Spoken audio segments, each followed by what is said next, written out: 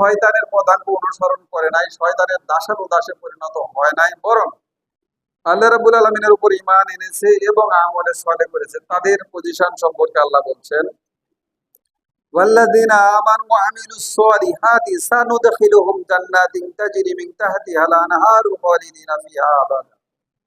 যে সমস্ত মানুষ ঈমান এনেছে, আমলে সালেহ করেছে, শীঘ্রই আমি তাদেরকে এমন জান্নাতে প্রবেশ করাবো যার নিম্ন দিয়ে বয়ে চলেছে ঝর্ণা ধারা, আর সেখানে তারা চিরন্তন, চিরকাল, চিরস্থায়ীভাবে বসবাস করবে।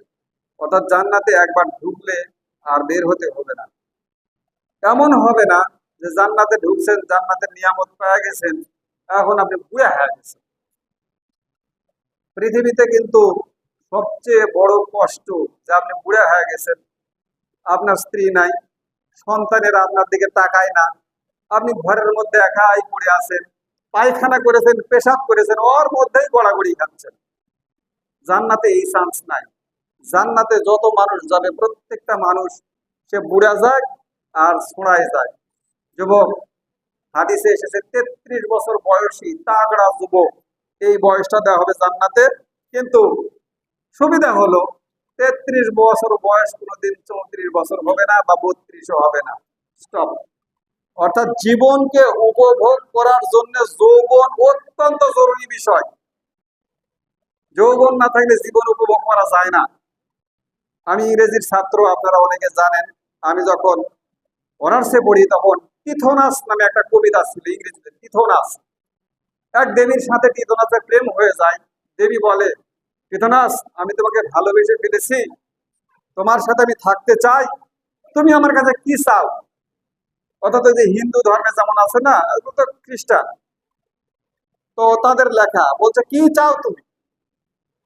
টিথোনাস বলল যে আমি অনন্ত জীবন চাই। অনন্ত জীবন দেবী তাকে দিয়ে দিলেন। এরপরে দেবীর সাথে তার বিয়ে হলো।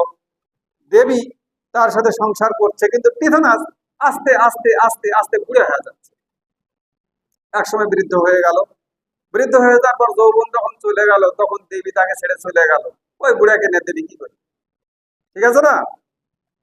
কিন্তু বুড়ার সমস্যা দাঁড়ালো এইটা, ওই যতই বুড়া হোক, যতই বার্ধক্য তাকে পেয়ে বসুক, যতই কষ্ট হোক, যেহেতু দেবীর কাছে সে চেয়েছে আমি অনন্ত জীবন চাই, তার আর মৃত্যু হচ্ছে না।